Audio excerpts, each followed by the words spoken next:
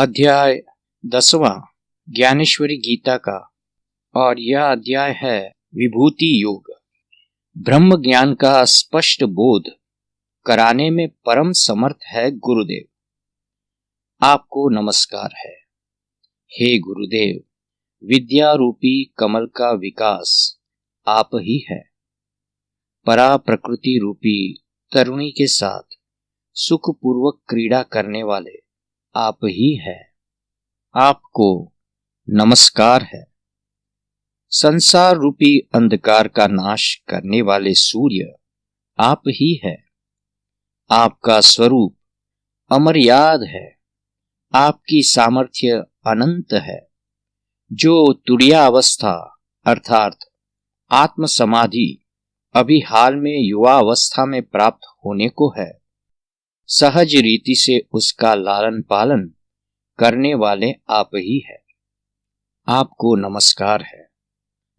आप सारे जगत का पालन पोषण करने वाले और मंगलमणि निधान हैं। हे गुरुदेव, सज्जन रूपी वन को सुगंधित करने वाले चंदन तथा आराधना करने योग्य देवता आप ही है।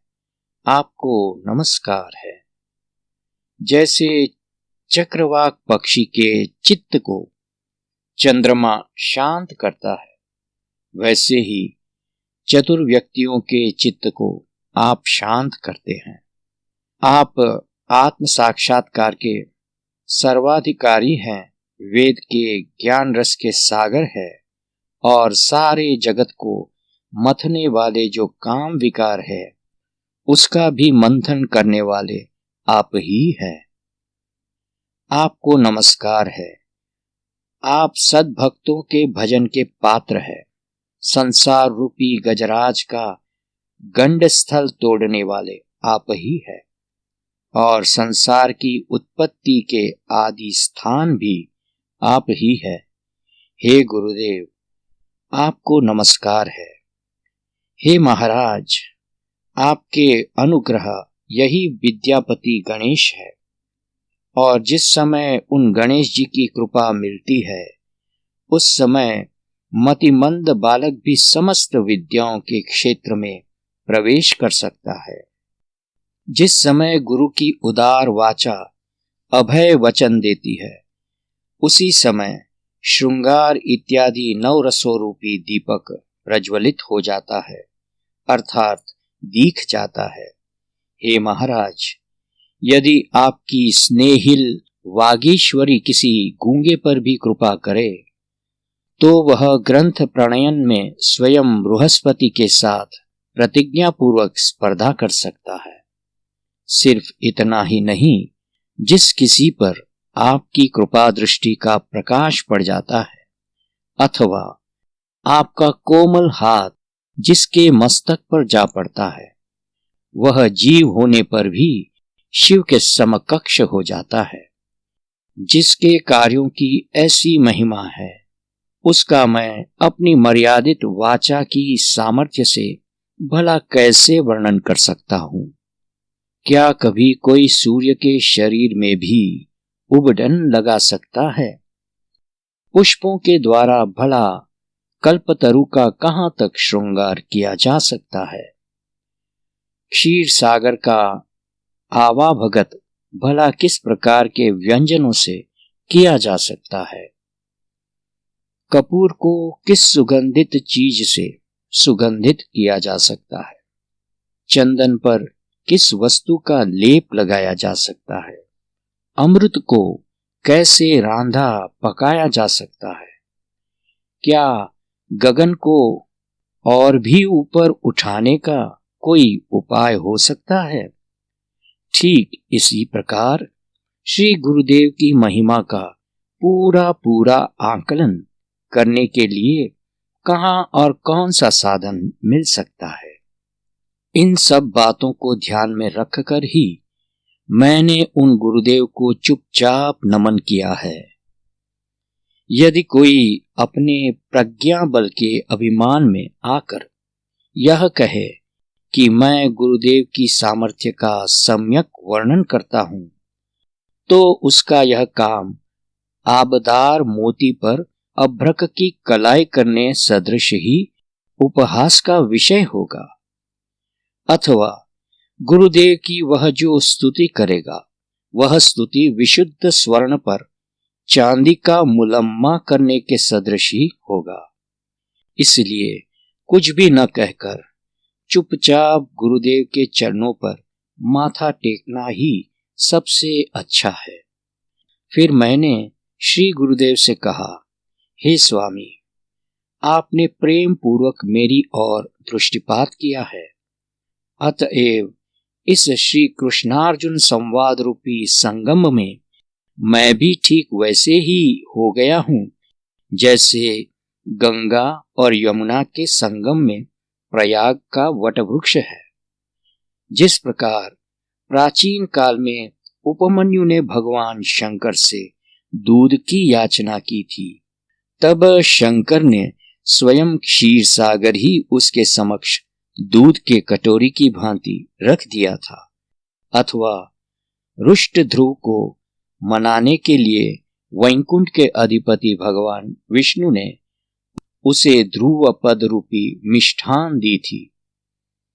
उसी प्रकार आपने प्रसन्न होकर कृपा पूर्वक उस भगवत गीता की टीका करने में मुझे समर्थ किया है, जो ब्रह्म विद्या में सर्वश्रेष्ठ है, जो सब शास्त्रों की विश्रांति का स्थान है, जिस वाणी रूपी वन में दर दर की ठोकर खाने पर भी सार्थ अक्षर के फल का कहीं नाम भी सुनाई नहीं पड़ता, उसी मेरी रूखी वाणी को आपने ही आज विवेक की कल्पलता बना दिया है। मेरी जो देह बुद्धि थी उसे आपने अब आनंद रूपी भंडार की कोठरी बना दिया है। मेरा मन गीता रूपी क्षीर समुद्र में महाविष्णु बन गया है।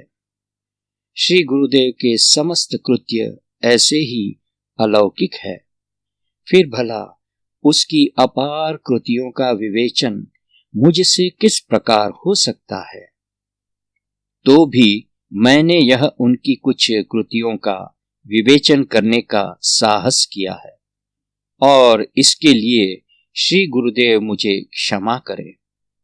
आपके कृपा प्रसाद से मैंने श्री भगवत गीता के पूर्व खंड की टीका बड़े उत्साह से की है। प्रथम अध्याय में अर्जुन के उस विषाद का वर्णन है जो उसे अपने बंधु बांधवों के विनाश की परिकल्पना से हुआ था। द्वितीय अध्याय में निष्काम कर्मयोग का विवेचन किया गया है और साथ ही साथ ज्ञान योग और बुद्धि योग में जो भेद है उसका भी स्पष्टीकरण किया गया है। तृतीय अध्याय में कर्म की महिमा का विवेचन किया गया है और चतुर्थ अध्याय में उन्हीं कर्म का ज्ञान के साथ प्रतिपादन किया गया है।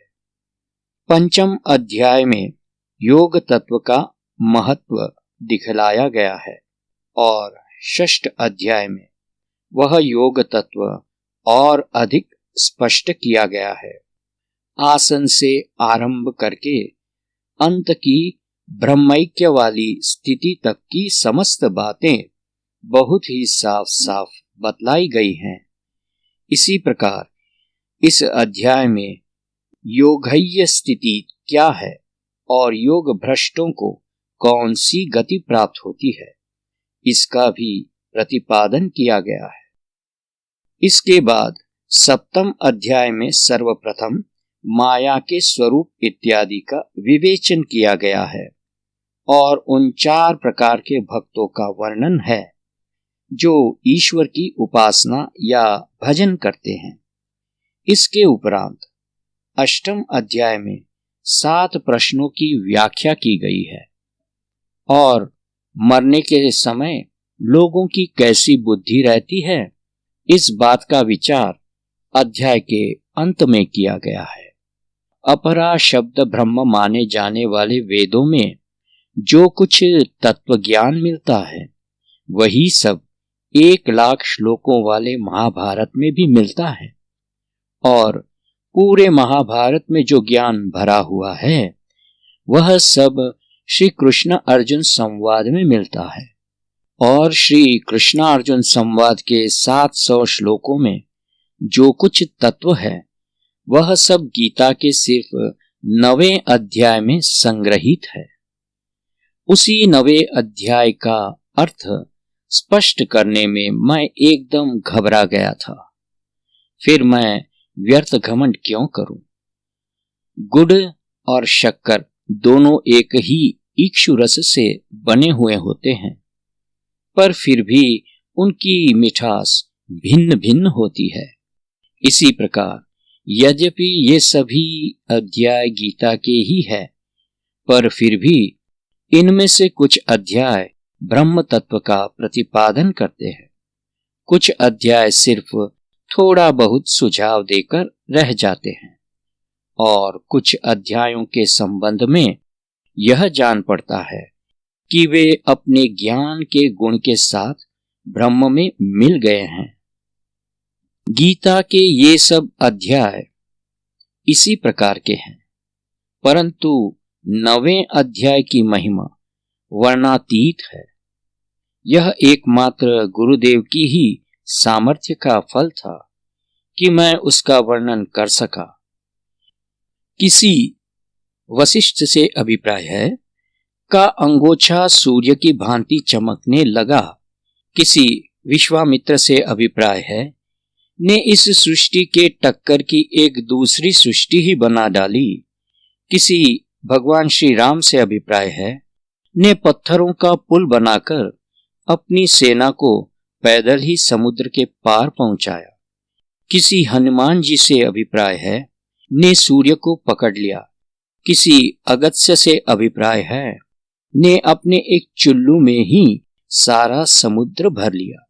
इसी प्रकार हे गुरुदेव, आपने भी मुझ जैसे गूंगे के मुख से आज अनिर्वचनीय ब्रह्म का निरूपण करा दिया है, परंतु अपने इस विस्मयकारी कृत्य की उपमा तलाश कर पाना असंभव है। यदि कोई पूछे कि राम और रावण का युद्ध कैसे हुआ, तो इसका एकमात्र उत्तर यही दिया जा सकता है कि वह राम और रावण के युद्ध के सदृश ही हुआ। इसी प्रकार इस 9वें अध्याय में श्री कृष्ण का जो उपदेश है वह इस 9वें अध्याय के उपदेश के ही सदृश है और इसकी दूसरी उपमा अन्यत्र ढूंढने से भी नहीं मिल सकती। और जिन व्यक्तियों ने गीता का अर्थ एकदम अपना सा लिया है वे तत्वज्ञ लोग यह बात भली भांति जानते हैं। इसी प्रकार मैंने भी अपनी मति के अनुसार गीता के आरंभ के 9 अध्यायों का वर्णन किया है और अब आप लोग शांति चित्त से गीता के उत्तराखंड श्रवण करें। इस खंड के आरंभ में अर्जुन को श्री कृष्ण अपनी प्रमुख और गौण विभूतियां बतलाएंगे और अब उसकी सरस तथा सुंदर कथा सुनी जाएगी। और अब उसकी सरस तथा सुंदर कथा सुनाई जाएगी। यह है तो देशी भाषा, पर इसके सौंदर्य के आधार पर शांत रस श्रृंगार से भी आगे निकल जाएगा, अर्थात शांत रस श्रृंगार पर विजय प्राप्त कर लेगा और इसी देशी भाषा के सुंदर साहित्य का उससे श्रृंगार हो जाएगा। मूल संस्कृत श्लोकों का मैंने देशी भाषा में जो आशय स्पष्ट किया है उससे अर्थ को भली भांति समझ लेने के बाद श्रोताओं को यह भ्रांति होने लगेगी कि इसमें मूल कौन सा है और टीका कौन सी है, और वे चकित हो जाएंगे। जैसे सुंदर शरीर अपने जातीय लावण्य के कारण स्वयं ही आभूषणों का अलंकार हो जाता है और तब यह कहना मुश्किल हो जाता है कि आभूषणों के कारण शरीर की शोभा बढ़ी है अथवा शरीर के कारण आभूषणों की शोभा बढ़ी है। वैसे ही आप लोग शुद्ध मति से यहाँ यह देखें कि देशी भाषा और संस्कृत भाषा प्रकृति विषय में अर्थ के एक ही आसन पर विराजमान होकर कैसे समान रूप से शोभा दे रही है। ज्यों ही कोई भाव आकर धारण करता है, त्यों ही नौ रसों की वृष्टि होने लगती है और चातुर्य की शोभा द्विगुणी हो जाती है और वह अधिक खिलने लगती है। इसी प्रकार देशी भाषा का लावण्य तथा रस तारुण्य लुटकर लाया गया है और उसी के द्वारा इस गहन गीता तत्व का प्रतिपादन किया गया है। अब आप लोग यह श्रवण करें कि सारे जड़ जंगम में परम गुरु और चतुर्जनों के चित्त को संतृप्त करने वाले उन यादवेश्वर श्री कृष्ण ने क्या कहा। श्री निवृत्तिनाथ का शिष्य ज्ञानदेव कहता है कि श्री हरि ने कहा, हे अर्जुन, अब आत्मज्ञान का सम्यक विवेचन सुनने के लिए तुम अपने अंतकरण से सचमुच योग्य हो गए हो। मैंने अभी तक जितनी बातें कही थी वह सब सिर्फ यही जानने के लिए कि इस विषय की ओर तुम्हारा कितना ध्यान है। इस परीक्षा से यह सिद्ध हुआ कि इस विषय की ओर तुम्हारा ध्यान अधूरा नहीं बल्कि भरपूर है। सबसे पहले घट में थोड़ा सा जल डालकर यह देखा जाता है कि वह जल उस घट में ठहरता है अथवा चू जाता है, और जब वह पहले का डाला हुआ जल चूता नहीं तो उसमें और अधिक जल डालकर वह घट भरा जाता है। इसलिए मैंने तुम्हें पहले पहल थोड़ी सी बातें बतलाई थी और अब यह सिद्ध हो गया है कि तुम्हें सब बातें बतला देना ही समीचीन ठीक है। जिस समय कोई नया भृत्य नियुक्त किया जाए उस समय उसकी परख करने के लिए कोई कीमती वस्तु किसी ऐसी जगह पर रख देनी चाहिए जहां सहज में ही उसकी दृष्टि उस वस्तु पर पड़े, और जब उसके मन में उस वस्तु के प्रति लालसा न उत्पन्न हो और इस प्रकार वह अपनी विश्वसनीयता का पूरा पूरा भरोसा दिला दे, तब उस भृत्य को भंडार आदि के काम पर लगाना चाहिए। इसी प्रकार हे किरीटी, तुम मेरी कसौटी पर खरे उतरे हो और इसलिए अब तुम मेरे सब कुछ हो गए हो। सर्वेश्वर श्री कृष्ण ने इस प्रकार अर्जुन से कहा, और तब जैसे ऊंचे पर्वत को देखकर मेघ भर जाता है और वृष्टि करने के लिए तत्पर हो जाता है, वैसे ही श्री कृष्ण भी प्रेम से भर गए और कहने लगे, हे वीर शिरोमणि अर्जुन, ध्यान पूर्वक सुनो। पहले जितनी बातें मैं तुम्हें बतला चुका हूं वही अब मैं फिर से बतलाता हूं। जब मनुष्य प्रत्येक वर्ष खेती करता रहता है और प्रत्येक वर्ष उसे अच्छी फसल भी प्राप्त होती रहती है, तब खेती के लिए मेहनत करने में उसका जी नहीं ऊबता। बार बार अग्नि में तपाने पर और उसे साफ करने पर स्वर्ण की कांति और भी अधिक बढ़ जाती है। इसलिए हे पांडुसुत, लोग यह समझने लगते हैं कि स्वर्ण को अच्छी तरह तपाकर शुद्ध करना चाहिए। इसी प्रकार हे पार्थ, मैं तुम पर कोई उपकार नहीं कर रहा हूं, बल्कि स्वयं अपनी लालसा और अनुराग से अपने ही संतोष के लिए ये बातें तुमसे बार बार कहता हूं। लोग नन्हे नन्हे बच्चों को आभूषण पहना देते हैं। भला उन बच्चों को उन आभूषणों का क्या ज्ञान होता है, पर उन आभूषणों का सुख उपभोग माता की आंखें ही करती है। इसी प्रकार ज्यों ज्यों तुम्हें आत्म कल्याण का लाभ होता है, त्यों त्यों मेरा सुख भी निरंतर द्विगुणित होता जाता है। पर हे अर्जुन, अब इन अलंकारिक बातों को जाने दो। अब तो मैं स्पष्ट रूप से तुम्हारे स्नेह में भूल गया हूं, इसलिए अब प्रेम से परिपूर्ण मेरा मन तुमसे वही बातें बार बार कहता हुआ भी नहीं अघाता। पर अब ये बातें बहुत हो चुकी। अब तुम अपने चित्त को एकाग्र करके मेरी बातें सुनो। हे अर्जुन, मेरा परम श्रेष्ठ वचन सुनो। इन वचनों में स्वयं परब्रह्म अक्षरों का रूप धारण करके तुम्हारा प्रगाढ़ आलिंगन करने के लिए आ रहा है।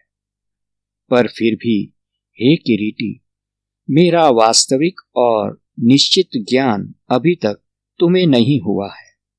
जो मैं यहाँ तुमको दृष्टिगत हो रहा हूं, वही मैं यह समस्त विश्व हूं। मेरे स्वरूप का प्रतिपादन करने में वेदों ने भी चुप्पी साध ली। मन और प्राण भी पंगु हो गए हैं। सूर्य और चंद्र बिना रात के ही अस्त हो गए हैं, अर्थात ये सब मेरा वर्णन करने में असमर्थ है। जैसे माता के उदर में स्थित गर्भ माता का वय नहीं देख सकता, वैसे ही किसी देवता को कभी मेरा ज्ञान नहीं हो सकता। जैसे कोई जलचर अगाध समुद्र को माप नहीं सकता, अथवा मशक जैसे लांघ कर आकाश मंडल का विस्तार पार नहीं कर सकता, वैसे ही इन महर्षियों का ज्ञान भी मुझे नहीं जान सकता। मैं कौन हूं, कितना बड़ा हूं, किससे उत्पन्न हुआ हूं, इत्यादि प्रश्नों को निर्णय करते करते लोगों को अनेक कल्प बीत गए। इसका प्रमुख कारण यही है कि ये जितने देवता, महर्षि और अन्य सारे जीव हैं, उनका आदि कारण मैं ही हूं। इसीलिए हे पांडव, मेरे विषय में जानना अत्यंत कठिन है। यदि नीचे की ओर प्रवाहमान जल फिर उलटकर पर्वत पर चढ़ सकता हो, अथवा ऊपर की ओर बढ़ता हुआ वृक्ष यदि फिर अपनी जड़ की ओर लौट सकता हो, तो फिर मुझसे उत्पन्न होने वाला यह जगत भी मुझे जान सकता है। यदि वट वृक्ष के सूक्ष्म अंकुर में संपूर्ण वट वृक्ष आवृत किया जा सकता हो, अथवा जल की तरंगों में सारा समुद्र भरा जा सकता हो, अथवा मिट्टी के परमाणु में यह पूरा भूमंडल समा सकता हो, तभी ये जीव मात्र, महर्षि तथा देवता इत्यादि जो मुझसे ही उत्पन्न हुए हैं, मुझे जान सकते हैं। किंतु इतना होने पर भी जो कोई लौकिक प्रवृत्ति की आगे बढ़ाने वाली चाल का परित्याग कर इंद्रियों की ओर अपनी पीठ कर लेता है, अथवा जिसकी प्रवृत्ति की वह आगे वाली चाल जारी रहती है, वह भी यदि पीछे की ओर पलटकर और अपना देह भाव भूलकर पंच महाभूतों के शिखर पर चढ़ जाता है और वहां स्थिर रहकर निर्मल आत्म प्रकाश में अपने नेत्रों से मेरा अजत्व स्वरूप देखता है, और जो इस प्रकार मेरा वह विशुद्ध अविनाशी स्वरूप जानता है, जो मूल कारण से परे का और सब लोगों का महेश्वर है, उसके संबंध में तुम्हें यह अच्छी तरह से जान लेना चाहिए कि वह जीव रूपी पत्थरों में पारस की तरह है। जैसे समस्त रसों में अमृत रस श्रेष्ठ है, वैसे ही उसके संबंध में तुम्हें यह भली भांति जान लेना चाहिए कि वह मनुष्यों में साक्षात मेरा ही अंश है। ऐसे व्यक्ति को चलता हुआ ज्ञान रूपी सूर्य का मंडल ही जानना चाहिए। उसके अवयव मानो सुख रूपी वृक्ष के कोमल अंकुर ही होते हैं। उसमें जो मनुष्य भाव दृष्टिगत होता है, वह वास्तव में भ्रम है और केवल लौकिक दृष्टि के कारण दृष्टिगत होता है। उसके उस मनुष्य भाव में सत्यांश नहीं है। यदि कपूर में किसी प्रकार हीरा भी मिल जाए और दोनों के ऊपर कहीं से जल आ पड़े तो कपूर तो गल जाएगा, पर उसके साथ वह हीरा नहीं गलेगा। इसी प्रकार ऐसा व्यक्ति मनुष्य लोक में निवास करने के कारण भले ही ऊपर से देखने पर प्राकृत मनुष्यों की तरह दृष्टिगोचर हो, पर फिर भी उसमें प्रकृति माया के दोष की गंध भी नहीं होती। पाप स्वतः उसका परित्याग कर भाग जाते हैं, और जैसे जलते हुए चंदन वृक्ष का त्याग कर सर्प दूर चला जाता है, वैसे ही समस्त संकल्प उस मनुष्य को भी त्याग कर दूर चले जाते हैं जो मुझे जानता है। अब यदि तुम्हारे चित्त में यह जिज्ञासा उठ खड़ी हो कि मेरा इस प्रकार का ज्ञान मनुष्य को कैसे हो सकता है, तो वह उपाय मैं तुम्हें बतलाता हूं। तुम ध्यान पूर्वक सुनो कि मेरे भाव विकार कौन कौन से हैं, मैं कैसा हूं और मेरे धर्म कैसे हैं। मेरे जो भाव भिन्न भिन्न समस्त जीवों में भरे हैं, वे इस प्रकार त्रिभुवन में फैले हुए हैं कि जिस जगह पर और जिसमें वे रहते हैं उसकी स्थिति के अनुरूप ही रहते हैं। उन भावों में प्रथम स्थान बुद्धि का है, इसके बाद निर्वधि ज्ञान, मोह भाव, सहिष्णुता, क्षमा और सत्य है। तत्पश्चात मनोनिग्रह और इंद्रिय नियंत्रण, ये दो चीजें हैं। इसी प्रकार हे अर्जुन, संसार के सुख दुख और जीवन मृत्यु भी मेरे ही भावों के अंतर्गत है। और हे पांडुसूत, भय और निर्भयता, अहिंसा और समता, संतोष तथा तप, दान, यश और अपयश इत्यादि जो भाव प्राणी मात्र में दृष्टिगोचर होते हैं, उनकी उत्पत्ति भी मुझसे ही हुई है। जैसे समस्त जीव पृथक पृथक है, वैसे ही यह भाव भी पृथक पृथक है, पर इनमें से कुछ को तो मेरे विषय में ज्ञान होता है और कुछ को नहीं होता। सूर्य के कारण ही प्रकाश और अंधकार दोनों होते हैं। जिस समय सूर्योदय होता है उस समय प्रकाश दृष्टिगोचर होता है, और जिस समय वह अस्ताचल की ओर जाता है उस समय अंधकार हो जाता है। इसी प्रकार मेरे स्वरूप का ज्ञान होना अथवा न होना उन प्राणियों के कर्मों के दैव के फल के अनुसार होता है। इसी कारण प्राणी मात्र के लिए मेरे भावों का अस्तित्व विषम होता है। इस प्रकार हे पांडुकुंवर, यह समस्त जीव सृष्टि मेरे भावों में कसकर बंधी हुई है। अब इस सृष्टि का पालन करने वाले और समस्त लोक व्यवहारों को अपने अधीन रखने वाले 11 भाव और भी है। अब उनका भी वर्णन ध्यान पूर्वक सुनो। संपूर्ण महर्षियों में गुणों और ज्ञान में सर्वश्रेष्ठ जो कश्यप इत्यादि 7 ऋषि है, और 14 मनुओं में जो स्वयंभू इत्यादि 4 प्रमुख मनु हैं, हे धनुर्धर, वही 11 मेरे ये भाव है। वे सृष्टि के व्यापार के लिए मेरे मन से उत्पन्न हुए हैं। जब तक लोकों की सृष्टि नहीं हुई थी और जब तक इन तीनों लोकों का विस्तार नहीं हुआ था, तब तक महाभूतों का समुदाय भी क्रिया शून्य ही था। पीछे इन 11 का अस्तित्व हुआ और इन्होंने समस्त भुवनों को उत्पन्न किया तथा उन भुवनों में भिन्न भिन्न अष्टलोकपाल अधिपति नियुक्त किए। इस प्रकार ये 11 राजा हैं और शेष समस्त संसार इनकी प्रजा है। कहने का आशय यही है कि तुम्हें इस बातों को अच्छी तरह समझ लेना चाहिए कि यह सारा जगत मेरा ही विस्तार है।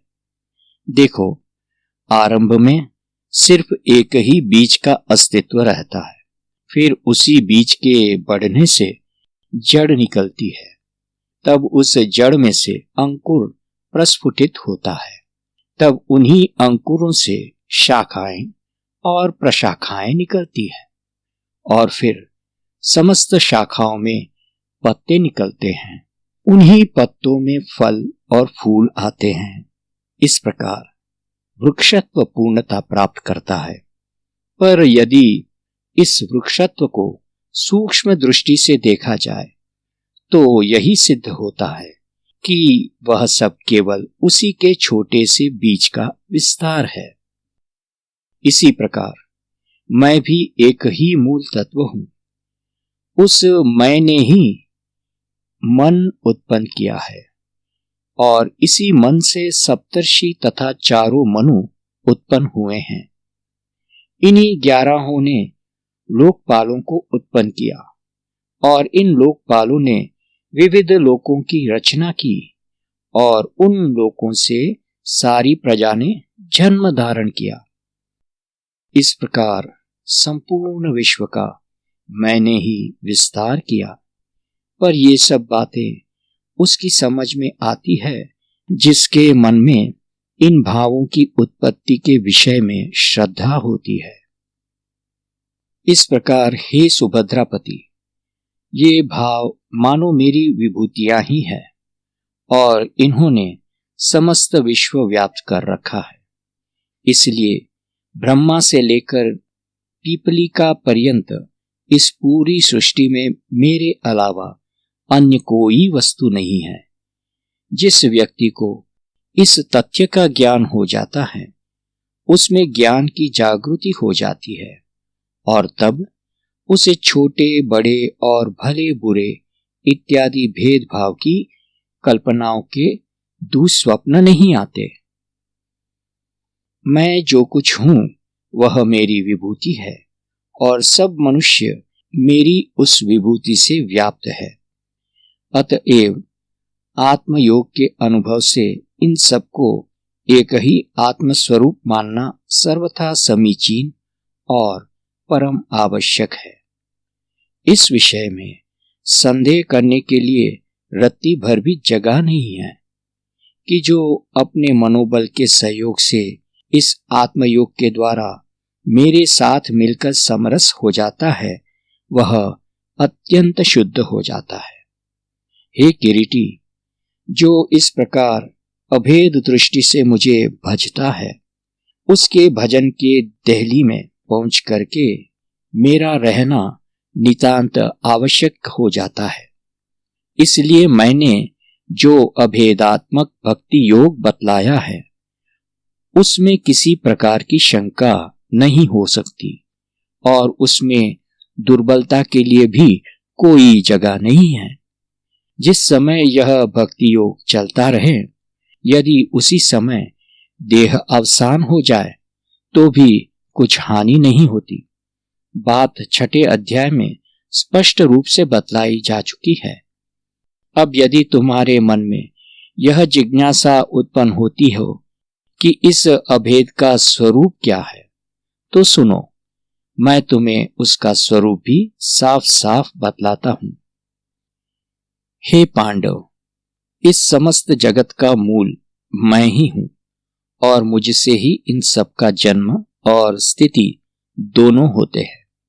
तरंगे जल में उत्पन्न होती है, और उनका आश्रय तथा जीवन भी जल ही होता है।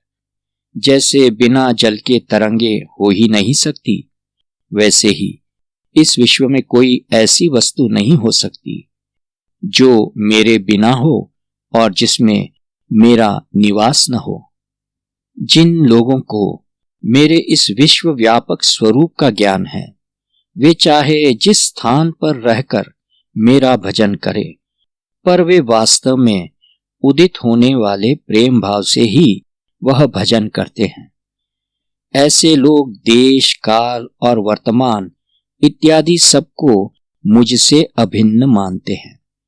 और जैसे वायु गगन रूप होकर गगन में विचरण करती है, वैसे ही वे मुझ जगत रूप को मन में रखकर अपने आत्मज्ञान से तीनों लोकों में सुखपूर्वक क्रीड़ा करते हैं। तुम यह बात निश्चित रूप से जान लो कि जीव मात्र से जो कुछ दृष्टिगोचर हो, उसी को भगवत रूप मानना ही मेरा सच्चा भक्ति योग है।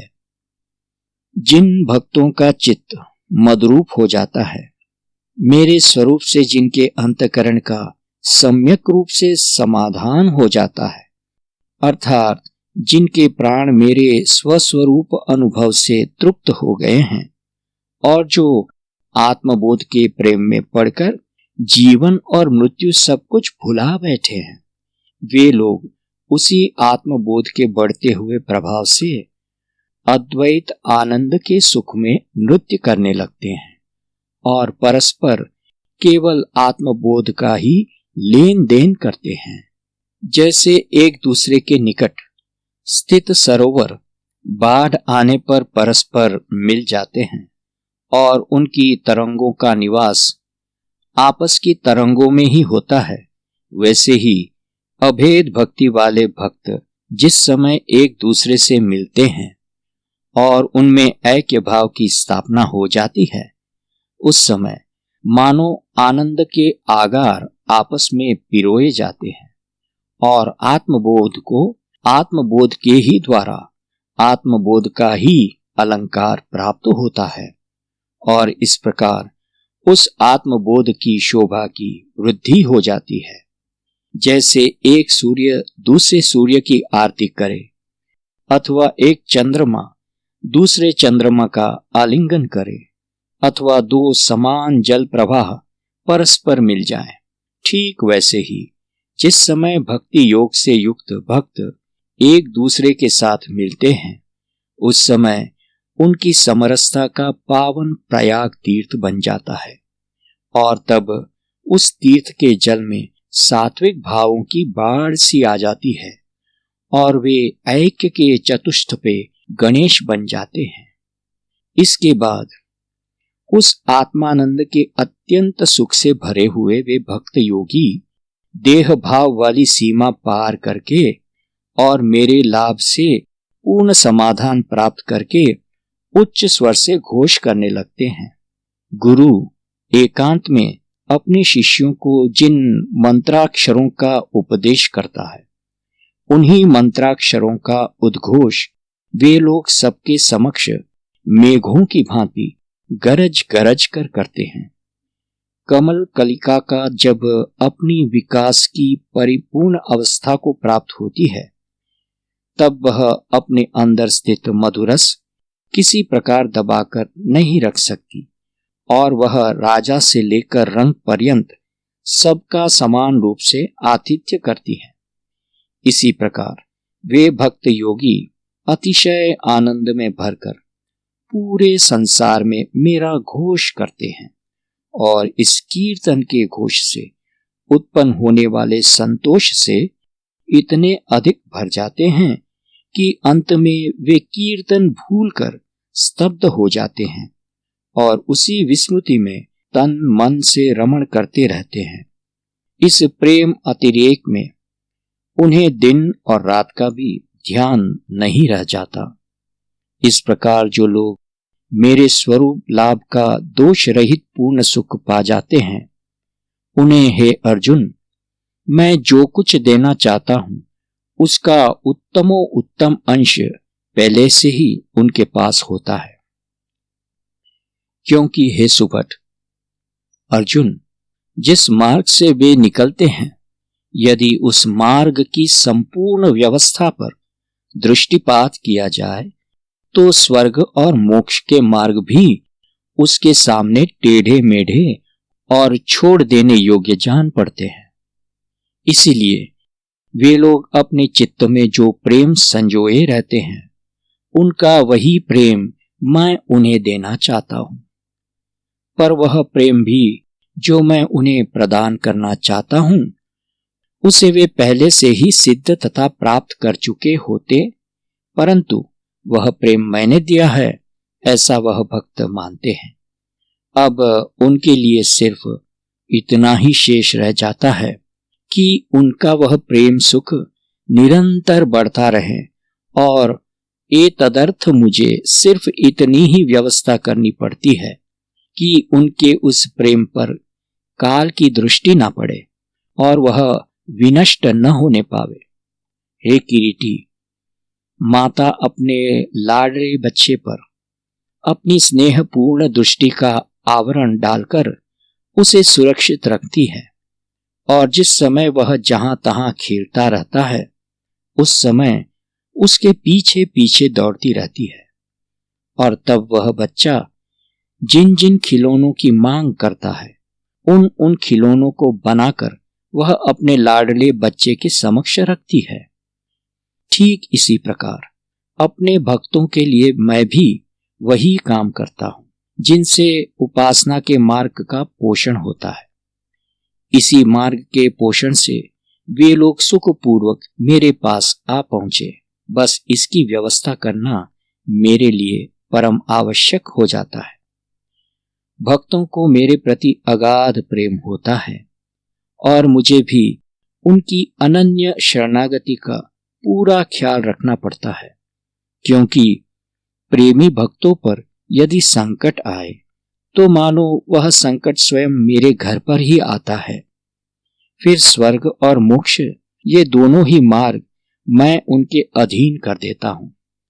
इतना ही नहीं, बल्कि लक्ष्मी सहित मैंने स्वयं अपना संपूर्ण शरीर भी शेषनाग को बेच डाला, परंतु जिसमें मैं पने का बिल्कुल लेश नहीं है, ऐसा नित्य ताजा बना रहने वाला जो आत्म सुख है, उसे मैं एकमात्र अपने प्रेमी भक्त के लिए अलग रख देता हूं। हे किरीटी, इस सुख की पराकाष्ठा तक मैं अपने प्रेमी भक्त को अनुराग पूर्वक अपने पास रखता हूं। पर यह बात इस प्रकार की नहीं है जो शब्दों के द्वारा कही जा सके। अतएव जिन्होंने मेरे आत्मस्वरूप के अस्तित्व को ही अपने जीवन का आधार बना लिया है और जो मेरे सिवाय और किसी पर श्रद्धा नहीं रखते, मेरे अलावा सबको जिन्होंने असार मान रखा है, हे सुभट अर्जुन, उन महान तत्वज्ञों के लिए मैं नित्य कपूर की मसाल जलाकर और उनके लिए स्वयं ही मसाल दिखाने वाला मसालची बनकर उनके आगे आगे चलता हूं। अज्ञान रूपी रात में जो घनघोर अंधेरा छाया रहता है, उनका विनाश करके मैं उनके लिए कभी नष्ट न होने वाले नित्य प्रकाश का उदय करता हूं। जब प्रेमी भक्तों के प्रियोत्तम श्री पुरुषोत्तम ने ये सब बातें कही, तब अर्जुन ने कहा, मैं अब पूर्णतया संतृप्त हो गया हूं। हे प्रभु, सुनिए, आपने मेरी संसार रूपी मैल हटा दी है। मैं अब जीवन और मृत्यु की अग्नि से मुक्त हो गया हूं। फिर से माता के गर्भ में आना समाप्त हो गया। मैंने आज अपना जन्म अपनी आंखों से देखा। आज मुझे जीवन की वास्तविकता का भान हो गया और मुझे ऐसा मालूम पड़ता है कि आज मेरा जीवन सार्थक हो गया, आज मेरा आयुष्य सफल हो गया, आज मेरा भाग्योदय हो गया, क्योंकि आज परमात्मा की प्रसाद वाणी मेरे श्रवणेंद्रियों में पहुंची है। आज इस वाणी के प्रकाश से मेरा बाह्य अभ्यंतर अंधकार मिट गया, इसलिए इस समय मुझे आपका वास्तविक स्वरूप दिखाई दे रहा है। हे जगन्नाथ, इस संसार का जो विश्राम स्थल परब्रह्म है वह आप ही है। आप परम पवित्र है। आप त्रिदेवों ब्रह्मा विष्णु महेश के भी आराध्य देव है। 25वां तत्व जो पुराण पुरुष है वह आप ही है।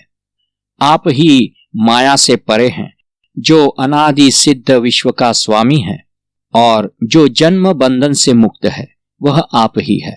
अब आपको मैंने पहचान लिया है। अब यह बात खूब अच्छी तरह से मेरी समझ में आ गई है कि आप ही भूत भविष्य वर्तमान इन तीनों काल यंत्रों के सूत्रधार है। आप ही इस जीवात्मा के अधिपति तथा इस ब्रह्मांड के आधार है। इस अनुभव की सत्यता बड़प्पन एक और रीति से सिद्ध होती है। अब तक जितने भी श्रेष्ठ ऋषि हुए हैं उन सभी ने भी आपका ऐसा ही वर्णन किया है। उनके किए हुए वर्णन की सत्यता अब मुझे भली भांति प्रतीत होने लगी है और ये सब आप देव की ही कृपा का फल है। यूं तो देवता लोग और ऋषि नारद नित्य मेरे सन्निकट आकर आपका गुण अनुवाद किया करते हैं, पर आपका अर्थ मेरे समझ के बाहर था और इसलिए मुझे सिर्फ उन गुण गानों के सुख की मधुरता का ही स्वाद मिलता था। यदि अंधों के गांव में सूर्य का प्रकाश आवे तो वे अंधे सिर्फ सूर्य की रश्मियों का, गर्मी का ही आनंद उठा सकेंगे। सूर्य के प्रकाश का अनुभव वे कैसे कर सकते हैं? इसी प्रकार जिस समय नारद मेरे निकट आकर आध्यात्म विषय गीत गाया करते थे, उस समय राग रागिनियों के द्वारा ऊपर ऊपर जो माधुर्य छलकता था वही मेरे चित्त को भाता था।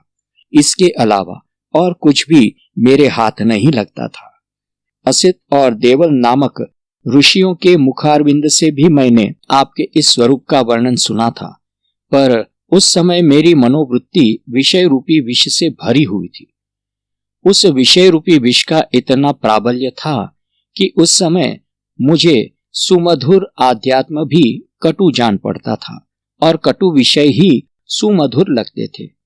अब इस समय दूसरों की बात क्या कहूं, स्वयं महर्षि व्यास भी मेरे गृह पधार कर नित्य आपके स्वरूप का वर्णन किया करते थे, परंतु जैसे अंधकार में चिंतामणि प्राप्त होने पर यह कहकर फेंक दिया जाता है कि यह चिंतामणि नहीं है, और फिर सूर्योदय होने पर उसके स्वरूप को पहचान कर कहा जाता है कि यह चिंतामणि ही है, वैसे ही यद्यपि उन व्यास इत्यादि ऋषियों की वाणी तत्व ज्ञान रूपी रत्नों की खानी ही थी, पर फिर भी हे श्री कृष्ण, वह आप नहीं थे जो सूर्य के समान है, और इसलिए आपका प्रकाश भी नहीं था जिससे मैं उन ज्ञान रूपी रत्नों की उपेक्षा कर रहा था। पर अब आपकी वाक्य रूपी सूर्य किरणों का मेरे हृदय पर प्रसार हो गया है और इसलिए अब मैं उन ऋषियों के द्वारा निर्दिष्ट मार्ग को पहचानने लगा हूं। हे देव, उनके वचन थे तो ज्ञान के बीज ही, पर वे हृदय रूपी भूमि में यूं ही पड़े हुए थे, पर अब उस पर आपकी कृपा वृष्टि हो गई है जिससे वे बीज अंकुरित हुए हैं और उनमें एक वाक्यता रूपी फल लगा है। हे अनंत, नारदादिक संतों के वचन युक्ति रूपी नदियों के सदृश थे, परंतु उन नदियों के द्वारा आज मैं एक वाक्यता के सुख का अगाध सागर ही बन गया हूँ। हे प्रभु, मैंने वर्तमान जन्म में जो जो उत्तम पुण्य अर्जित किए हैं उन पुण्यों में हे सद्गुरु वह वस्तु देने की एकदम सामर्थ्य नहीं है जो वस्तु आप मुझे प्रदान कर सकते हैं, और नहीं तो बड़ों बूढ़ों के मुख से आपका गुण अनुवाद मैंने न जाने कितनी बार सुना था, परंतु जिस समय तक एक आपकी कृपा नहीं हुई थी उस समय तक कुछ भी मेरी समझ में नहीं आता था।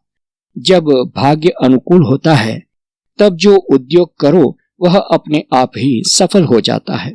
इसी प्रकार जब गुरु की कृपा होती है तभी सुना और पढ़ा हुआ ज्ञान भी फलदायक होता है।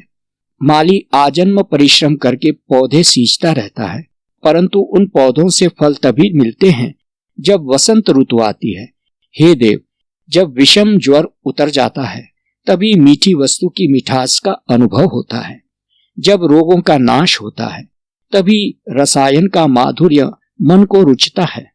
इंद्रियों, वाचा और प्राणवायु की सार्थकता तभी है जब उनमें चैतन्य का संचार होता है। इसी प्रकार साहित्य का लोग जो यथेच्छ मंथन करते हैं अथवा योग इत्यादि का जो अभ्यास करते हैं, उन सब का वास्तविक फल तभी प्राप्त होता है जब श्री गुरुराज कृपा करते हैं। इस प्रकार आत्म अनुभव के रंग में रंगा हुआ अर्जुन निशंक होकर पुतलिका की भांति नृत्य करने लगा और कहने लगा, हे देव, आपकी बातें भली भांति मेरे चित्त में समा गई है। हे कैवल्यपति, मुझे अब अच्छी तरह भान हो गया है कि देवताओं अथवा दानवों की बुद्धि भी आपके सच्चे स्वरूप का आकलन नहीं कर सकती। इस बात का मुझे पूर्ण रूप से विश्वास हो गया है कि बिना आपके बोध वचन प्राप्त किए जो एकमात्र अपनी बुद्धि के बल पर ज्ञान प्राप्त करना चाहता है, उसे सिर्फ निराशा ही हाथ लगती है। जैसे आकाश के विस्तार का एकदम सही पता स्वयं आकाश को ही होता है, अथवा पृथ्वी की घनता की वास्तविक माप स्वयं पृथ्वी ही कर सकती है, वैसे ही हे लक्ष्मीपति, अपनी अपरंपार सामर्थ्य का सम्यक आंकलन सिर्फ आप ही कर सकते हैं। अन्य जो वेद इत्यादि है, उनकी बुद्धि इस विषय में व्यर्थ ही यहाँ वहां भटकती फिरती है। भला किसमें ऐसी शक्ति है जो वेग में मन को भी पछाड़ सके, अथवा पवन को अपनी मुट्ठी में बंद कर सके, अथवा आदि शून्य माया तत्व से आगे निकल सके। इस प्रकार आपका पूर्ण ज्ञान प्राप्त करना भी किसी के वश की बात नहीं है। आपके संबंध का पूरा पूरा ज्ञान केवल आपकी कृपा से ही प्राप्त किया जा सकता है। एकमात्र आप ही ऐसे हैं जो स्वयं को जान सकते हैं और अन्यों को भी आप ही वह ज्ञान प्राप्त करा सकते हैं। यही कारण है कि मैं अभी अब वह ज्ञान पाने के लिए व्यग्र हो रहा हूँ। आप एक बार मुझे वह ज्ञान प्राप्त कराकर मेरे कुतूहल को शांत कीजिए। हे देव, आप ही जीव मात्र के आदि कारण हैं। संसार के भ्रम रूपी गज को मारने वाले सिंह आप ही है। समस्त देवगण आपकी आराधना करते हैं। आप ही जगन्नाथ है, और मैंने सुना है कि यदि आपकी महिमा को देखा जाए तो वह इतनी अधिक है कि मुझमें आपके पास खड़े होने की भी योग्यता नहीं है। परंतु यदि वही विचार कर मैं संकोच करूं और आत्मज्ञान के बोध के संबंध में आपसे प्रार्थना करने डरूं, तो उस बोध की प्राप्ति के लिए मुझे और कोई उपाय ही नहीं सूझता।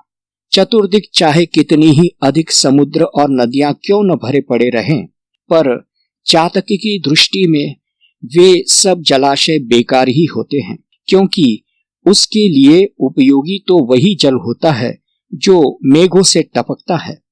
इसी प्रकार हे प्रभु, गुरु तो सर्वत्र है, पर हे कृष्ण, मेरी गति केवल आप ही है। अब आप कृपा पूर्वक मुझे अपनी विभूति के बारे में बतलावें। हे देव, आपकी विभूतियां तो सभी है, पर आप मुझे अपनी वह विभूति बतलावे जो अपनी दिव्य शक्ति से सर्वत्र व्याप्त हो रही है। अपनी जिन विभूतियों से आपने इस अनंत लोक को व्याप्त कर रखा है, उनमें से प्रमुख विभूतियों के नाम आप कृपा कर मुझे बतलावें।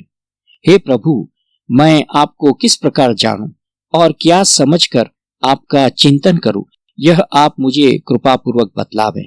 यदि यह कहा जाए कि यह समस्त संसार तो आप ही है, तो फिर चिंतन करने के लिए कोई स्थान ही नहीं रह जाता। इसलिए अभी आपने संक्षेप में जो अपने भाव बतलाए हैं, उनका अब थोड़ा सा विस्तार पूर्वक वर्णन करें। आप अपने वे भाव मुझे स्पष्ट करके बतलावे, जिनके द्वारा आपका चिंतन करना मेरे लिए दुष्कर न हो और इस प्रकार मुझे आपकी प्राप्ति सुगमता से हो जाए। हे भूतपति, मैंने आपकी जिन विभूतियों के बारे में पूछा है, कृपा पूर्वक उन विभूतियों का वर्णन करें।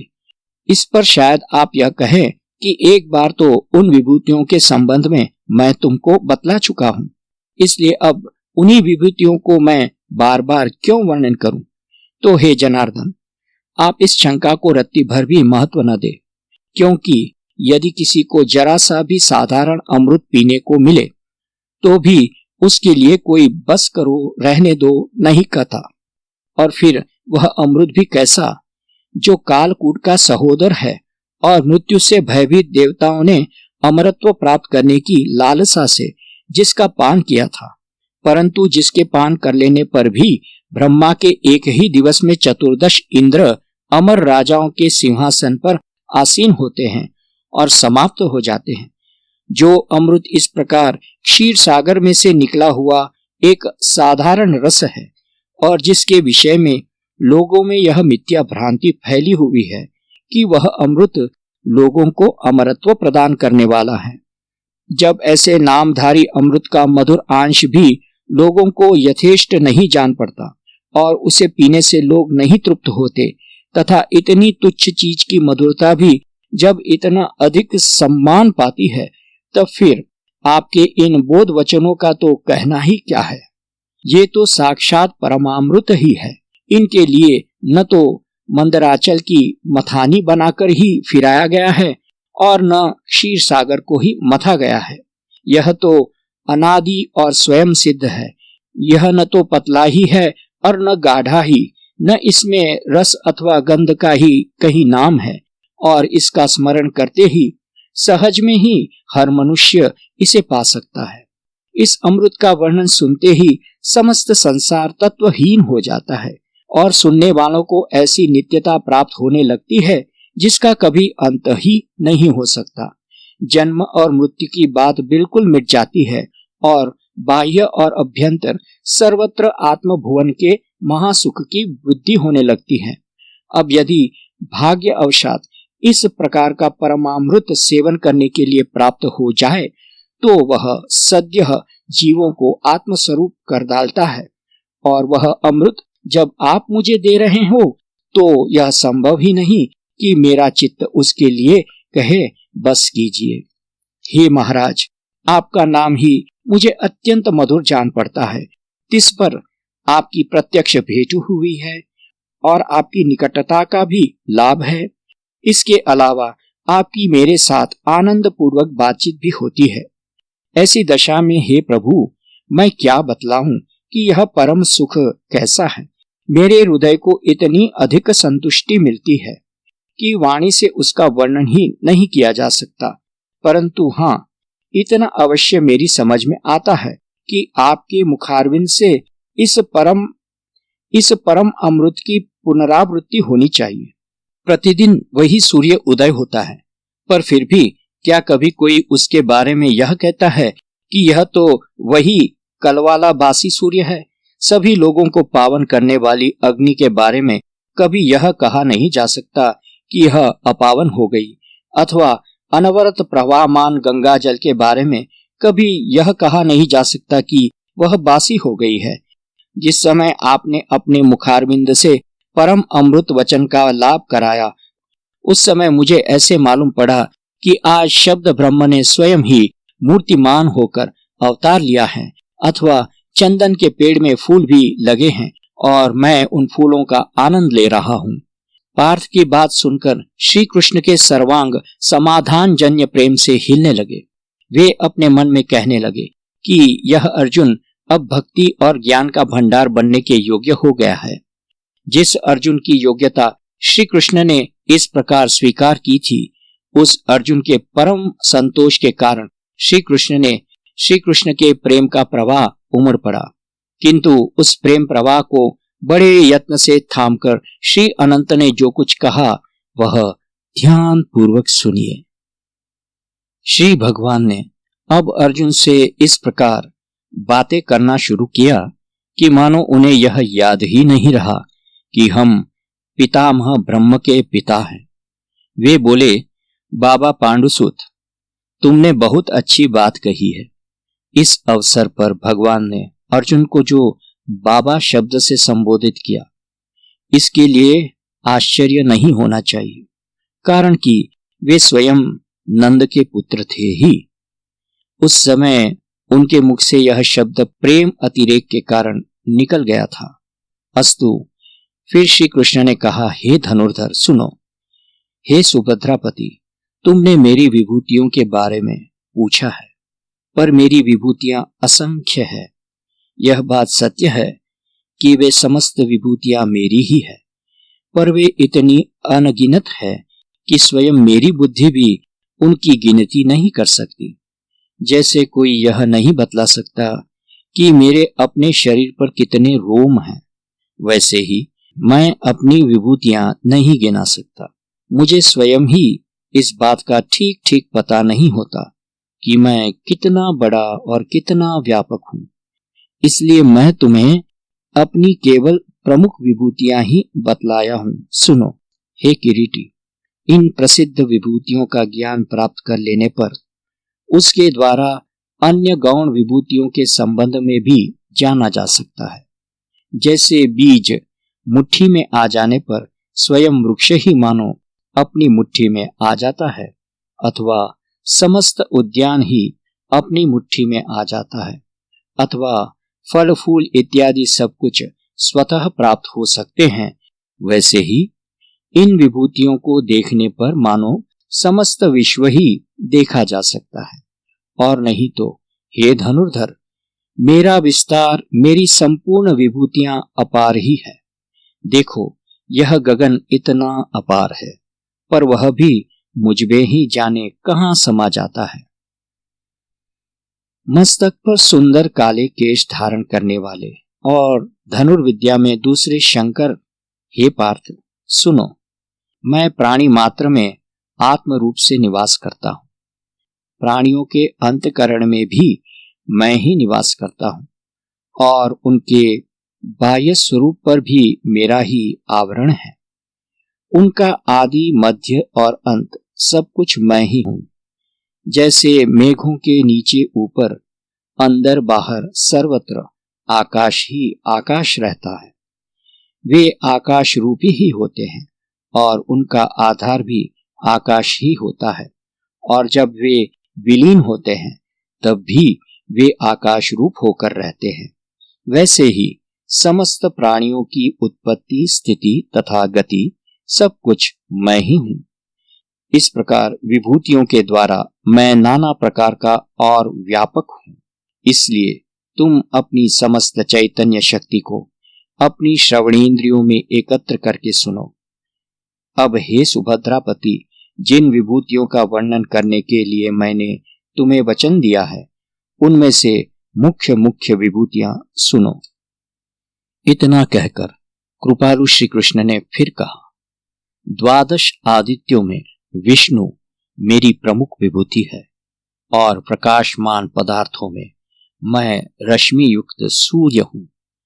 श्री शारंगी ने कहा कि 49 मरुद गणों में मैं ही मरीच हूं और तारा गणों में मैं चंद्रमा हूं। गोविंद ने कहा कि मैं वेदों में साम वेद हूं, देवताओं में मरुद बंधु महेंद्र हूं, इंद्रियों में 11वीं इंद्रिय मन हूं और प्राणियों में जो स्वाभाविक चेतना शक्ति है वह सब मैं ही हूं। 14 रुद्रों में मैं मदनारी शंकर हूं, इसमें लेश मात्र भी संशय नहीं है। श्री अनंत ने कहा कि मैं यक्षों और राक्षसों में शंभु सखा कुबेर हूं, 8 वसुओं में अग्नि हूं और समस्त पर्वतों में अत्यंत श्रेष्ठ मेरु पर्वत हूं। जो इंद्र का सहायक, सर्वज्ञता का आदि पीठ और पुरोहितों में सर्वश्रेष्ठ है, वह बृहस्पति भी मैं ही हूं। इस त्रिलोकी के सेनापतियों में कृतिकांत शंकर से उत्पन्न महाज्ञाता कार्तिक स्वामी भी मैं ही हूं। समस्त सरोवरों में अपार जल राशि वाला जो समुद्र है वह मैं हूं और महर्षियों में महान तपस्वी भृगु भी मैं ही हूं। वैकुंठ विलासी श्री कृष्ण ने कहा कि संपूर्ण वाचाओं में जिस सत्य का व्यवहार है वही एक सत्य अक्षर मैं ही हूं। कर्म कांड का परित्याग करके ओंकार इत्यादि के द्वारा जिस जप यज्ञ की सांगता की जाती है वह जप यज्ञ समस्त यज्ञों में मेरी प्रधान विभूति है। नाम के जप का यज्ञ अत्यंत श्रेष्ठ है। इसके लिए स्नान इत्यादि नित्य कर्मों की भी आवश्यकता नहीं होती। नाम के घोष से धर्म अधर्म दोनों ही पवित्र होते हैं। वेदार्थ से भी नाम ही परब्रह्म ठहरता है। लक्ष्मीपति ने कहा कि पर्वतों में पुण्य पुंज जो पर्वतराज हिमालय है वह भी मैं ही हूं। पारिजात जो साक्षात कल्पद्रुम ही है और चंदन का गुण भी बहुत विख्यात है, तो भी वृक्षों की कोटि में मेरी प्रमुख विभूति अश्वत्थ पीपल वृक्ष ही है। हे पांडव, देवर्षियों में नारद और गंधर्वों में चित्ररथ भी मुझे ही जानना चाहिए। हे ज्ञानवंत, समस्त सिद्धों में कपिलाचार्य मैं ही हूँ, और मैं ही समस्त अश्व जाति में प्रसिद्ध उच्च श्रवा भी हूँ। हे अर्जुन, जो हाथी राजाओं के भूषण की तरह जान पड़ता है, उनमें ऐरावत भी मैं ही हूँ। समुद्र का मंथन करने पर देवताओं को जो अमृत मिला था, वह भी मैं ही हूँ।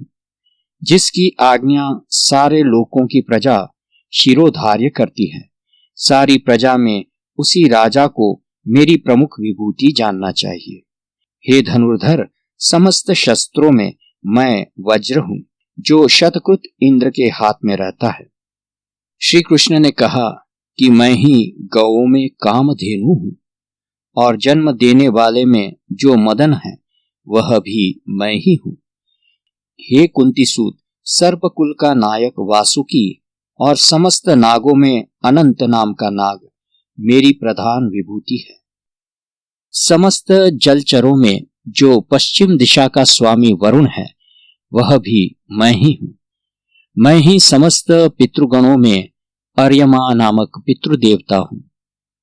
आत्मा में रमण करने वाले रमापति ने कहा कि पूरे संसार के शुभ और अशुभ कर्मों का लेखा जोखा रखने वाले, सबके अंतकरण की परख करने वाला और उन्हें कर्म अनुसार फल भोग कराने वाला जो नियंता है, और सबके कर्मों को सदा देखने वाला जो यम है, वह भी मैं ही हूं। दैत्यों के कुल में जो प्रहलाद है, वह भी मैं ही हूं। इसलिए वह दैत्य स्वभाव के समुदाय में लिप्त नहीं हुआ। श्री गोपाल ने कहा कि ग्रसकर नष्ट करने वाला महाकाल और वन्य पशुओं में शार्दुल को भी मेरी प्रधान विभूति के अंतर्गत ही जानना चाहिए। पक्षियों में जो गरुड़ है, वह भी मैं ही हूं, और इसलिए वह मुझे अपनी पीठ पर बैठाकर उड़ सकता है। हे धनुर्धर, इस पृथ्वी के असीम विस्तार में जो बिना एक घड़ी भी लगाए और एक ही उड़ान में सातों समुद्र की प्रदक्षिणा कर सकता है, वह सबसे बढ़कर तेज गति से चलने वाला पवन भी मेरी ही प्रधान विभूति है। हे पांडुसूत, समस्त शस्त्रधारियों में मुझे श्री राम समझो, क्योंकि श्री राम ने संकटापन धर्म का पक्ष लेकर त्रेता युग में केवल एक धनुष की ही सहायता से विजय लक्ष्मी को अपनी ओर कर लिया। तदंतर लंका के निकट स्थित सुवेल पर्वत पर खड़े होकर उन्हीं श्री राम ने लंकेश्वर रावण की मस्तक पंक्ति गगन में जय घोष करने वाले भूतों के हाथों पर बलि स्वरूप रखी थी। उन्हीं श्री राम ने देवों के सम्मान की सुरक्षा की थी तथा धर्म का जीर्णोद्धार किया था। ये वास्तव में सूर्यवंश के सूर्य ही थे। अतएव समस्त शस्त्रधारियों में वह सीतापति श्री रामचंद्र मैं ही हूं। मैं ही पुच्छधारी जलचरों में मकर हूं। जिस समय गंगा को भगीरथ पृथ्वी पर ला रहे थे, उस समय जहन्नू उस गंगा को पी गए थे, और फिर उन्होंने अपना जंघा फाड़कर उसमें से गंगा को निकाला था। वही तीनों लोक में प्रवाहमान जाह्नवी समस्त जल प्रवाह में मेरी प्रमुख विभूति है। पर हे पांडुसूत, यदि मैं इस प्रकार पूरी सृष्टि की एक एक विभूति का नाम गिनाने लगूं, तो हजारों जन्म बीत जाने पर भी उनमें से अधिक की भी गिनती नहीं की जा सकती। यदि सारे नक्षत्रों को चुनने की इच्छा हो, तो जिस प्रकार गगन की गठरी बांधने की आवश्यकता होगी, अथवा यदि पृथ्वी के परमाणुओं को गिनने की अभिलाषा हो, तो पूरी पृथ्वी को बगल में दबाने की जरूरत होगी, उसी प्रकार यदि मेरी समस्त विभूतियों को देखने की अभिलाषा हो, तो स्वयं मेरा ही ज्ञान प्राप्त करना पड़ेगा।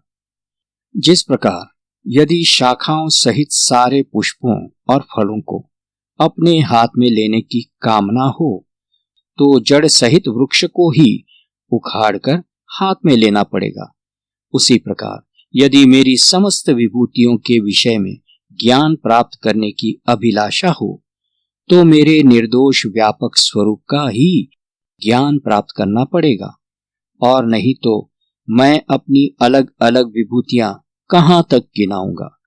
इसीलिए हे महामती, तुम संक्षेप में ही यह जान लो कि मैं ही सब कुछ हूं। हे किरीटी, जैसे वस्त्र के आदि मध्य और अंत में सूत ही सूत रहता है, वैसे ही इस सृष्टि की उत्पत्ति, स्थिति तथा नाश, इन तीनों अवस्थाओं में मैं ही रहता हूं। जब मेरी इस व्यापकता का ज्ञान न हो तब फिर पृथक पृथक सब विभूतियां बतलाने की क्या जरूरत है। परंतु तुम में इतनी सामर्थ्य नहीं है कि तुम मेरी व्यापकता को जान सको, इसलिए मैंने तुम्हें इतनी बातें बतला दी है और तुम्हारे लिए यही बातें यथेष्ट है। परंतु तुमने जिस दृष्टि से मेरी विभूतियों के विषय में पूछा है, उसी दृष्टि से मैं भी बतलाता हूं। सुनो, समस्त विद्याओं में अध्यात्म विद्या ही मेरी प्रधान विभूति है। बोलने वालों में जो वाद होता है और जिसके बारे में न तो कभी सब शास्त्रों की एक वाक्यता ही होती है और न जिसका कभी अवसान ही होता है, वह वाद भी मैं ही हूं। मिटाने की चेष्टा करने पर जो वाद और भी बढ़ता है तथा जोर पकड़ता है, जिसके कारण सुनने वालों के मन में उत्प्रेक्षा से ईर्ष्या बढ़ती है और जिससे वक्ताओं के भाषण में माधुर्य आता है, वह वाद भी मैं ही हूं। श्री गोविंद ने कहा कि अक्षरों में जो पहला अक्षर अकार है, वह भी मेरी ही विभूति है। मैं ही समासों में द्वंद्व समास हूं। मशक से लेकर ब्रह्मदेव पर्यंत सबका ग्रास करने वाला काल भी मैं ही हूं। अनंत काल मेरु प्रभूति पर्वतों सहित समस्त भूमंडलों को पिघला देता है। प्रलय काल में समस्त विश्व को जलमग्न करने वाले असीम सागर को भी जो महाकाल जहां का तहां सुखा देता है, और आकाश जिसके पेट में समा जाता है। लक्ष्मी के संग क्रीड़ा करने वाले श्री कृष्ण ने कहा कि वह महाकाल भी मैं ही हूं, और इसी प्रकार फिर से सृष्टि का सृजन करने वाला भी मैं ही हूं। मैं ही सारे जीवों की रचना करता हूं, मैं ही उन जीवों की रक्षा करता हूं और मैं ही उनका नाश भी करता हूं। इसलिए मृत्यु भी मेरी ही विभूति है। अब स्त्री समुदाय में मेरी 7 विभूतियां हैं, वह भी तुम्हें यूं ही बतला देता हूं। हे अर्जुन, नित्य नूतन जो कीर्ति है वह भी मेरी विभूति है, और उदारता का साथ जिसे मिला हुआ है वह संपत्ति भी मुझे ही जानो। न्याय के सुखासन पर चढ़कर विवेक के मार्ग पर जो वाचा वाणी चलती रहती है, वह वाचा भी मैं ही हूं। दृष्टिगत होने वाली वस्तु के साथ ही साथ उसके संबंधों को याद दिलाने वाली स्मृति भी मैं ही हूं।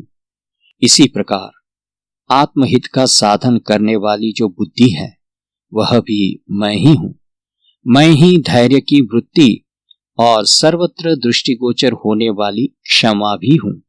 इस प्रकार स्त्री समुदायों में ये 7 शक्तियां भी मैं ही हूं। संसार रूपी हाथी का विनाश करने वाले सिंह श्री कृष्ण ने ये समस्त बातें उस समय अर्जुन से कही। इसके बाद रमापति श्री कृष्ण ने कहा, हे प्रियोत्तम, वेदत्रयी के सामवेद में जो बृहत साम है वह भी मैं ही हूं। इस विषय में तुम्हें जरा सा भी संदेह नहीं होना चाहिए कि समस्त छंदों में जिसे गायत्री छंद कहते हैं वह मेरा ही स्वरूप है। शारंगधर ने कहा कि 12 मासों में मार्गशीर्ष और षड ऋतुओं में कुसुमाकर वसंत ऋतु भी मैं ही हूं। छल करने वाले कर्मों में जो द्यूत कर्म है, हे विचक्षण, वह मैं ही हूं। इसलिए जब कोई व्यक्ति द्यूत कर्म के द्वारा खुल्लम खुल्ला चोरी करता है तो उसका कोई निवारण नहीं कर सकता। समस्त तेजस्वी पदार्थों में जो तेज विद्यमान है वह मैं हूं। समस्त कार्य करने के संकल्पों में जो विजय है वह भी मैं ही हूं। देवताओं के स्वामी श्री कृष्ण ने कहा कि समस्त व्यवसायों में न्याय को उज्जवल करने वाला व्यवसाय भी मैं ही हूं। मैं ही सात्विक जनों का सत्व हूं। समस्त यादव कुल में जो ऐश्वर्य संपन्न वासुदेव और देवकी का पुत्र था, परंतु जिसे यशोदा जी की पुत्री के बदले में गोकुल में ले गए थे और जिसने पूतना के स्तनपान करके साथ ही साथ उसके प्राणों को भी पी लिया था, जिसने अभी अपनी बाल्यावस्था पार करते करते ही पूरी सृष्टि को दैत्यों से शून्य कर डाला था और गोवर्धन पर्वत नख के अग्रभाग पर उठाकर महेंद्र की महिमा की परीक्षा की थी, जिसने कालिंदी यमुना के हृदय रूपी देह में से काल्य रूपी शल्य कांटा निकाल बाहर किया था, जिसने जलते हुए गोकुल की रक्षा की थी और गौओं के हरण के समय ब्रह्मा को अपनी माया से पागल बना दिया था, जिसने अपनी बाल्यावस्था के श्री गणेश काल में ही कंस जैसे बड़े बड़े शूरवीरों को भी धूल में मिला दिया था। पर इतनी बड़ी बड़ी बातों से क्या लाभ हे अर्जुन, जिसके पराक्रम के कृत्य तुमने स्वयं देखे हैं अथवा सुने हैं। वह श्री कृष्ण इन सब यादवों में मेरी प्रधान विभूति है। सोमवंशीय पांडवों में जो अर्जुन है उसके विषय में भी तुम यही जान लो कि वह भी मैं ही हूं, और यही कारण है कि उसके तथा मेरे प्रेम भाव में कभी अंतर नहीं होता और उसके साथ कभी मेरी खटपट नहीं होती। तुम सन्यासी का वेश धारण करके मेरी भगिनी को चुरा ले गए थे, पर फिर भी तुम्हारे प्रति मेरे मन में कोई विपरीत भावना नहीं जागी, क्योंकि मैं और तुम दोनों एक ही स्वरूप है। यादवों के स्वामी श्री कृष्ण ने आगे और भी कहा कि मैं ही समस्त मुनियों में व्यासदेव और कविश्वरों में शुक्राचार्य भी हूं। चींटी से लेकर ब्रह्म पर्यंत सबका नियमन करने वाला जो दंड है, समस्त शासकों में वह दंड मैं ही हूं। सार और असार का निर्णय करने वाला और धर्म ज्ञान का पक्ष लेने वाला, संपूर्ण शास्त्रों में जो नीति शास्त्र है वह भी मैं ही हूं। हे सुहृद अर्जुन, समस्त गूढ़ों में मैं मौन हूं, क्योंकि मौन रहने वाले के सन्मुख ब्रह्मदेव की भी कुछ नहीं चलती। ज्ञानियों में जो ज्ञान रहता है वह भी मैं ही हूं, पर इन विभूतियों का कहां तक विवेचन किया जाए, इनका कहीं अवसान ही नहीं है। हे धनुर्धर, वर्षा के धारों की गणना की जा सकती है अथवा पृथ्वी पर के तृणों और अंकुरों को भी गिना जा सकता है, पर जैसे महासागर के तरंगों को नहीं गिना जा सकता, वैसे ही मेरी प्रमुख विभूतियों की भी कोई सीमा नहीं है। इनमें से जो 5-7 मुख्य विभूतियां मैंने तुम्हें बतलाई है, हे अर्जुन, वे सब तो सिर्फ तुम्हें परिचय कराने के लिए ही है। मेरी अविशिष्ट विभूतियों के विस्तार की कोई सीमा ही नहीं है। अतएव तुम सुनोगे क्या और मैं बतलाऊं क्या? इसलिए अब मैं तुम्हें पूरा अपना मर्म ही बतला देता हूं। इन जीव रूपी अंकुरों में जिस बीज का विस्तार होता है वह बीज भी मैं ही हूं। अतएव किसी को कभी छोटा अथवा बड़ा नहीं करना चाहिए। ऊंच नीच का भेदभाव त्याग देना चाहिए और यह भली भांति समझ लेना चाहिए कि जितनी वस्तुएं हैं वे सब मेरी ही विभूति है।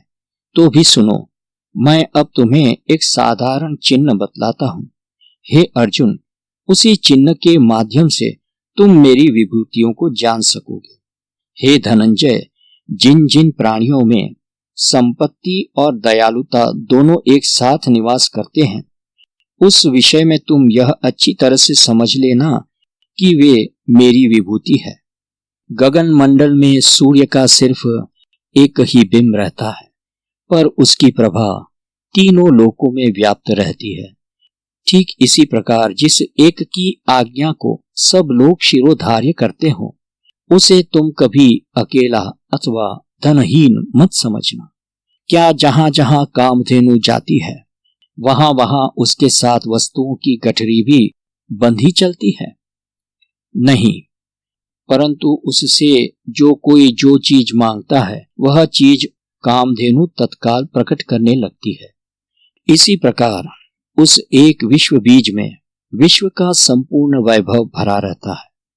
उसे पहचानने का लक्षण यह है कि पूरा विश्व उसके आगे घुटना टेकता है और उसी की आज्ञा की वंदना करता है। हे प्राज्ञ, जिस व्यक्ति में इस प्रकार का लक्षण दिखाई दे, उसे ही तुम मेरा अवतार समझो। ऐसे अवतारों में किसी को साधारण और किसी को असाधारण समझना और उनमें इस प्रकार का भेदभाव करना महापाप ही है, क्योंकि यह सारा जगत मैं ही हूं। ऐसी स्थिति में साधारण और विशिष्ट भेदों की परिकल्पना किस दृष्टि से की जाए? इस प्रकार के भेदभाव की परिकल्पना करना मानो व्यर्थ ही अपनी बुद्धि को कलंकित करना है। निरर्थक ही द्रुत का मंथन क्यों किया जाए? अमृत को पाकर आधा करने से क्या लाभ है? क्या वायु में भी कभी दाहिने और बाएं अंग होते हैं? यदि कोई व्यक्ति सूर्य बिंब का पेट और पीठ देखने का प्रयत्न करे, तो इसका परिणाम सिर्फ यही होगा कि वह अपनी दृष्टि से ही हाथ धो बैठेगा। इसी प्रकार मेरे स्वरूप में भी सामान्य और विशेष वाली कोई भी भेद मूलक बात नहीं है। तुम मेरी एक एक विभूति को पृथक पृथक लेकर मेरे अपार स्वरूप को कहां तक नापोगे? इसलिए हे सुभद्रापति, मेरे स्वरूप को जानने का इस प्रकार का प्रयत्न रहने दो। मेरे तो एक ही अंश ने पूरे जगत को व्याप्त कर रखा है। अतएव तुम सारा भेदभाव त्याग कर समबुद्धि से मेरा भजन करो। ज्ञानी जन रूपी वन में पुष्पित होने वाले बसंत और विरक्त जनों के संपूर्ण ध्येय और ऐश्वर्य संपन्न श्री कृष्ण ने अर्जुन से इस प्रकार कहा। इस पर अर्जुन ने कहा, हे स्वामी, आपने तो सिर्फ यही एक रहस्य मुझे बतलाया कि मेरा भेदभाव एकदम त्याग दूं। अब यदि मैं यह कहूं कि आपका यह कहना भी वैसा ही अनुचित है जैसा सूर्य का संसार से यह कहना कि यह अंधकार दूर कर दो, तो मेरा ऐसा कहना छोटे मुंह बड़ी बात होगी। आपके तो नाम की ही इतनी बड़ी महिमा है कि यदि किसी के मुख से किसी भी समय आपका नाम निकल जाए अथवा किसी के श्रवण इंद्रिय में ही आपका नाम पड़ जाए, तो भेदभाव उसके हृदय से तत्क्षण ही निकलकर भाग जाते हैं। आप तो साक्षात परब्रह्म ही है, और वही परब्रह्म इस समय सौभाग्य से मुझे मिल गए हैं। फिर यहाँ कौन सा भेदभाव रह सकता है, और वह किसके लिए बाधक हो सकता है? क्या चंद्रबिंब के गर्भ में प्रवेश करने पर भी कहीं उष्णता की अनुभूति हो सकती है? परंतु हे शारंगधर, आप अपने बड़प्पन के कारण ही इस समय ऐसी बात कह गए हैं। यह सुनकर श्री कृष्ण को अत्यंत संतोष हुआ और उन्होंने अर्जुन को हृदय से लगाकर कहा, हे सुभट, तुम रोष मत करो। मैंने भेद का अंगीकार करके जिन अलग अलग विभूतियों का विवेचन किया है, उनके विषय में सिर्फ इसी बात की परख करने के लिए मैंने कुछ ऊपरी बातें कही हैं कि उन बातों की अभिन्नता तुम्हारे हृदय में अंकित हुई है अथवा नहीं। परंतु अब मुझे इसका भान हो गया है कि तुम्हें मेरी विभूतियों का भली भांति बोध हो गया है। यह सुनकर अर्जुन ने कहा, हे महाराज, अपनी बात तो आप ही जाने, पर मुझे तो सारा विश्व आपसे ही ओतप्रोत दिखाई देता है। परंतु संजय ने जो यह कहा था, हे महाराज, अर्जुन इस प्रकार आत्मरूप का अनुभव करने लगा। जो संजय का यह वचन धृतराष्ट्र एकदम मौन होकर सुनता रहा। उस समय संजय के अंतःकरण में बहुत दुख हुआ और उसने मन ही मन कहा, इतना बढ़िया सौभाग्य का सुंदर फल सामने उपस्थित है, पर फिर भी वह इस धृतराष्ट्र से बहुत दूर है। यह भी एक आश्चर्य की ही बात है। मैं समझता था कि इसकी बुद्धि कुछ ठीक होगी, पर यह तो भीतर से भी अंधा है। अस्तु, अब वह अर्जुन अपने आत्मकल्याण की वृद्धि करता जा रहा था, क्योंकि अब उसके अंतःकरण में एक और बात की उत्कंठा जागृत हो उठी थी। उसने कहा, हे देव, मेरे हृदय में जो आत्मस्वरूप का अनुभव प्रतिबिंबित हुआ है, उसके बारे में अब मेरा चित्त इस उत्कंठा से व्याकुल हो रहा है कि वह अनुभव मैं इस बाह्य जगत में स्वयं अपनी आंखों से करूं। अर्जुन अत्यंत सौभाग्यशाली था, इसलिए उसके चित्त में अपने दोनों आंखों से संपूर्ण विश्व का आंकलन करने की महान अभिलाषा उत्पन्न हुई थी। हे श्रोतावृंद, वह अर्जुन स्वयं कल्पवृक्ष की शाखा ही था और इसलिए यह संभव नहीं था कि वह बंध्या अर्थात फलहीन अथवा विफल होता। यही कारण है कि उसके मुख से जो बातें निकलती थी वह सब श्री कृष्ण पूरी करते चलते थे। जिन परमात्मा ने अपने भक्त प्रहलाद के वचनों की रक्षा के लिए स्वयं विष तक का रूप धारण किया था, वही परमात्मा इस अर्जुन को सद्गुरु के रूप में मिले हुए थे। अब अगले अध्याय में श्री निवृत्तिनाथ का शिष्य ज्ञानदेव श्रोताओं को यह बतलावेगा कि उस समय उस अर्जुन ने किन शब्दों में श्री कृष्ण से यह विनम्र प्रार्थना की थी कि मुझे विश्व रूप दिखलाइए। ओम नमो भगवते वासुदेवाय। ओम तत्सदिति श्रीमद्भगवद्गीतासूपनिषत्सु ब्रह्म विद्यायां योग शास्त्रे श्री कृष्णार्जुन संवादे विभूति योग नाम 10मो अध्यायः। ओम शांति शांति शांति।